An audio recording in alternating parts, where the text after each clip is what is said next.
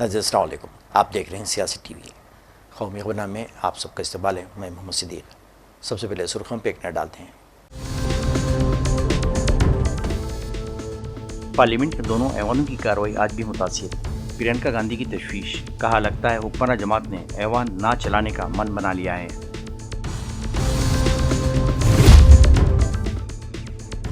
Bulldozer कार्रवाई के मामले में सुप्रीम कोर्ट बरहम, यूपी हुकूमत की सरजनिश, कहा इन कार्रवाइयों से हमारे ज़मीर को झिझोड़ दिया है।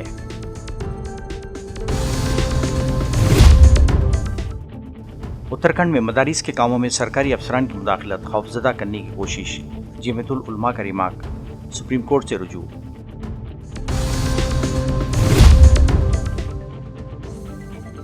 मैं माफ़ी नहीं मांगूंगा, कॉमेडियन कुणाल कामरा का रद्दअमल, देख लिया जाएगा शिंदे ग्रुप के अरकान की धमकी। शिंदे ने कहा किसी के इशारों पर काम कर रहा है कुणाल।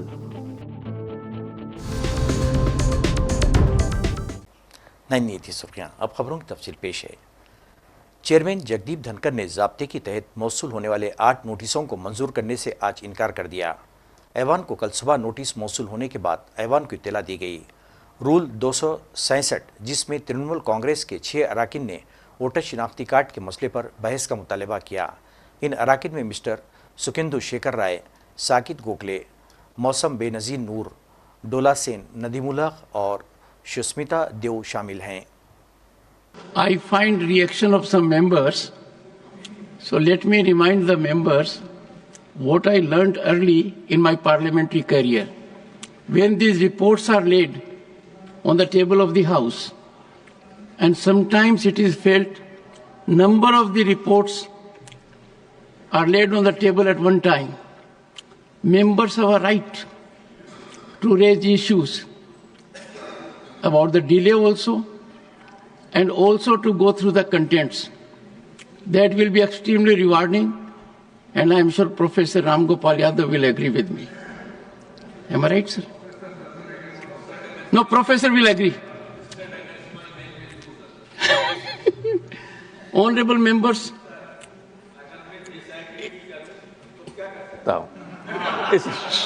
इसलिए एग्री ही करता हूं। sir, being in disagreement and being disagreeable are two different things. You will never be in disagreement. Honorable members, 8 notices have been received under Rule 267. The notices of Shri Sukhender Shekhar Rai, Shri Mohammad Nadimul Haq, Shrimati Mosam B. Noor, Susri Dola Sen, Shri Saket Gokhale, and Susri Sushmita Dev. These honorable members have demanded discussion over the alleged lapse of Election Commission in issuance of multiple duplicate electors' photo identity cards EPICS across the states. ज़राअत और किसानों की फलाह बहबूद के मरकजी वजीर शिवराज सिंह चौहान के जवाब से गैर मुतमईन होकर लोकसभा में आज हस्ब इख्तिलाफ के अराकीन ने हंगामा आराई शुरू कर दी, जिसकी वजह से लोकसभा की कार्रवाई मुलतवी कर दी गई। लोकसभा के स्पीकर ओम बिरला ने कहा कि वक्फा सवालात के दौरान अपनी मुतालिका रियासतों के सियासी एजेंडे को उठाकर ऐवान में खलल डालना मुनासिब नहीं है। इन्होंने कहा कि मनसूबाबंद तरीके से ऐवान में खलल डालना दुरुस्त नहीं है। इन्होंने नारे लगाने वाले अराकीन पर बार बार जोर दिया कि वो अपनी नशिस्तों पर जाकर वक्फा सवाल चलाने में ताउन करें, लेकिन अराकीन ने नारेबाजी में मज़ीद शिद्दत पैदा कर दी, जिसके बाद ऐवान की कार्रवाई मुलतवी कर दी गई। धन्यवाद अध्यक्ष जी। आज मैं 2025 के वित्त विधेयक पर अपने विचार रखने के लिए खड़ी हूँ। सरकार इस बजट को जन कल्याणकारी बता रही है, लेकिन क्या ये वास्तव में गरीबों, किसानों, श्रमिकों और मध्यम वर्ग के हितों की रक्षा करता है? क्या ये युवाओं को रोजगार देगा? क्या महंगाई में राहत देगा? लगातार हम पढ़ते आ रहे हैं कि भारत की जीडीपी पिछले 10 वर्षों में दोगुनी हो गई है और हम जापान और जर्मनी को पीछे छोड़ते हुए 27 तक दुनिया की तीसरी सबसे बड़ी अर्थव्यवस्था बनने के ओर अग्रसर है। लेकिन यह उपलब्धि तब फीकी पड़ जाती है जब हम प्रति व्यक्ति जीडीपी के आंकड़ों को देखते हैं, जिसमें भारत विश्व स्तर पर 100 से अधिक देशों से पीछे है। 23-24 के लिए स्थिर कीमतों पर प्रति व्यक्ति जीडीपी केवल 1,24,600 रुपए है। ये कोई आश्चर्य की बात नहीं कि सरकार इस डेटा पर बात करने से बचती है, क्योंकि वे ये नहीं समझा सकते कि पूरे देश की जीवन स्तर में वृद्धि क्यों नहीं हो रही। वे ये नहीं बता सकते कि देश में इतनी गहरी आय असमानता क्यों बनी हुई है और आम नागरिकों को आवश्यक सेवाओं तक पहुंचने में इतनी कठिनाइयां क्यों होती हैं। सरकार दावे करती है कि भारत की अर्थव्यवस्था दुनिया में सबसे तेजी से बढ़ रही है, लेकिन इस विकास का लाभ केवल अमीरों को मिल रहा है। आज हमारे देश में शिक्षित युवा नौकरी की तलाश में दर दर भटक रहा है।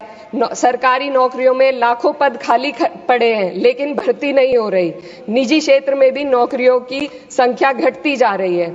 उधर देश की शीर्ष 1% अमीरों के पास 40% से अधिक संपत्ति है, जबकि करोड़ों लोग 2 वक्त की रोटी के लिए संघर्ष कर रहे हैं। यह आर्थिक असमानता लगातार बढ़ रही है क्योंकि सरकार की नीतियां बड़े उद्योगपतियों को फायदा पहुंचाने के लिए बनाई जा रही है, जबकि गरीबों और मध्यम वर्ग को महंगाई और टैक्स के बोझ तले दाबा जा रहा है। जब यह सरकार सत्ता में आई थी तब $1 लगभग 60 रुपए के बराबर था और आज 83 तक पहुंच गया है। Sir 2 minute. रुपए की इस गिरावट का सीधा असर आम जनता पर पड़ता है। इस सरकार की मौजूदा वित्तीय नीतियां पूरी तरीके से अमीरों के पक्ष में झुकी हुई है। भारत एक समाजवादी देश है जहां सरकार का कर्तव्य है कि शिक्षा, स्वास्थ्य, यातायात जैसी बुनियादी सुविधाओं का लाभ अपने नागरिकों को पहुंचाए और उन्हें समान अवसर और सुरक्षा दे। भारत के सरकारी स्कूलों और अस्पताल की हालात लगातार बद से बदतर होते जा रहे हैं। सर बस किसानों पर अपनी बात रखना चाहती हूँ। हमारा देश तब तक सशक्त नहीं हो सकता जब तक हमारे किसानों को उनका हक नहीं मिलता। कांग्रेस जनरल सेक्रेटरी प्रियंका गांधी ने लोकसभा और राज्यसभा की कार्रवाई में लगातार रखनाअंदेजी पैदा किए जाने पर अपनी मायूसी का इजहार किया है। नवानिगारों के सामने इन्होंने कहा कि लगता है जैसे बरसर इख्तियार तबके ने ऐवान नहीं चलाने का जहन तैयार कर लिया है।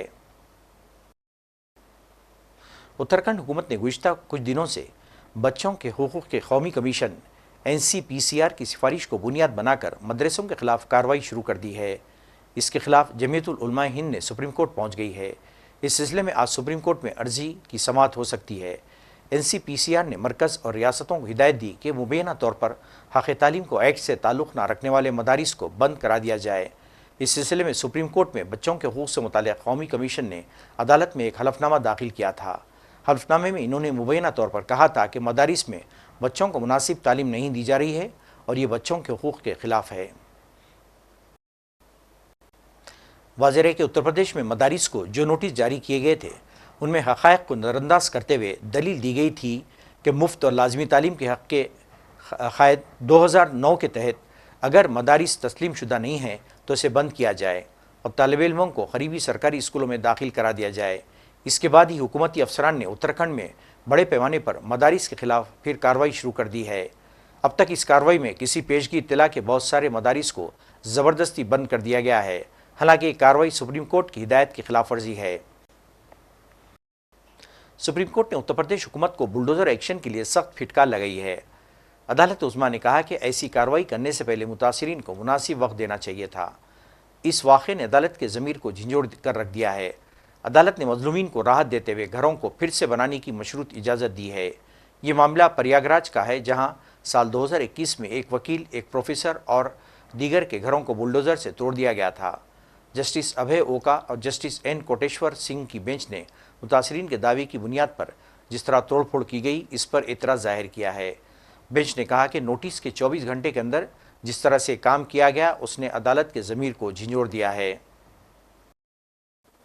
ये मामला वकील जुल्फ़िकार हैदर, प्रोफेसर अली अहमद, 2 बेवाओं और एक दीगर शख्स से जुड़ा हुआ है। इलाहाबाद हाईकोर्ट में अर्जी खारिज होने के बाद इन्होंने सुप्रीम कोर्ट का रुख किया था।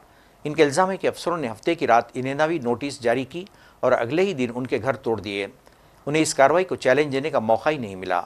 मुतासरीन का कहना है कि रियासती हुकूमत ने उनकी ज़मीन को अतीक अहमद से जोड़ दिया था। कुणाल कामरा ने शिवसेना के हंगामों के बावजूद माफ़ी मांगने से इनकार कर दिया है।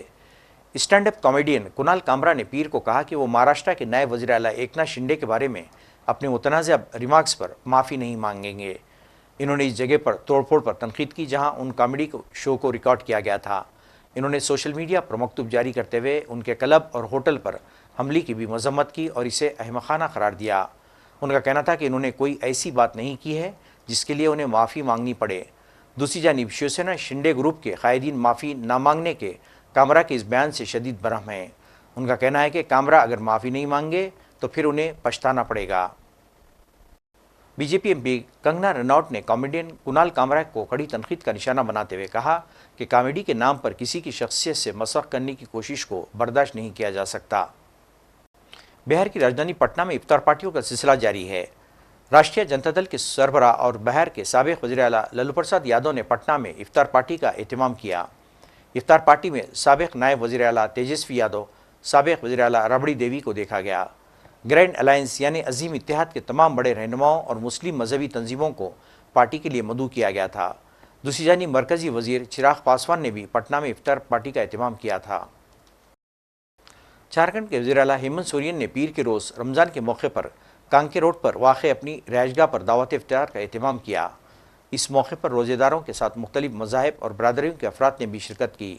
इफ्तार में मौजूद अफराद ने रियासत की तरक्की, खुशहाली, अमन व चैन, भाईचारे और बरकत की दुआएं मांगी।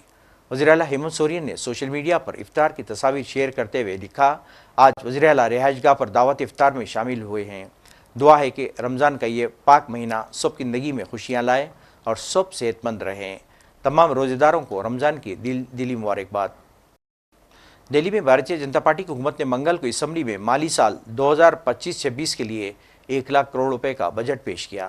असम्बली की कार्रवाई शुरू होने के बाद जब वज़ीर आला और ख़जाना रेखा गुप्ता बजट पेश करने के लिए खड़ी हुई तो भारतीय जनता पार्टी के अरकान असम्बली ने मोदी मोदी के नारे लगाए।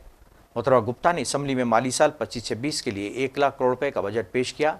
इन्होंने अपनी बजट तकरीर में कहा कि ये बजट न सिर्फ दिल्ली की मजमूई तरक्की की नई राहें खोलेगा बल्कि हर शोबे में तरक्की के इम्कानात को भी तक़वियत देगा। जम्मू कश्मीर के कठवा ज़िले में सानियाल हीरानगर के घने जंगलों में शिद्दत पसंदों की तलाशी के लिए पुलिस और फौज का सर्च ऑपरेशन आज भी जारी रहा। गुज़िश्ता रोज़ इन जंगलों में फौजी दस्ते पर फायरिंग के वाक़े के बाद फौज ने पूरे इलाके को घेर लिया है। रात भर जंगल में बड़े पैमाने पर तलाशी मुहिम जारी रही और सुबह से एक बार फिर तलाशी मुहिम का आगाज़ कर दिया गया। हुक्काम का कहना है कि इस इलाके में कुछ शिद्दत पसंद छुपे बैठे हैं। नाज़रीन, आखिर में सुर्खियों पे एक और नज़र। पार्लियामेंट के दोनों ऐवानों की कार्रवाई आज भी मुतासिर। प्रियंका गांधी की तशवीश, कहा लगता है हुक्मरान जमात ने ऐवान ना चलाने का मन बना लिया है।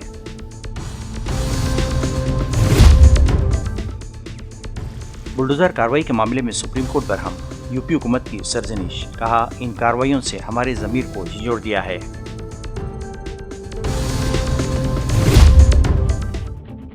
उत्तराखंड में मदारिस के कामों में सरकारी अफसरान की मुदाखलत खौफजदा करने की कोशिश, जमीयतुल उलमा का रिमार्क, सुप्रीम कोर्ट से रुजू।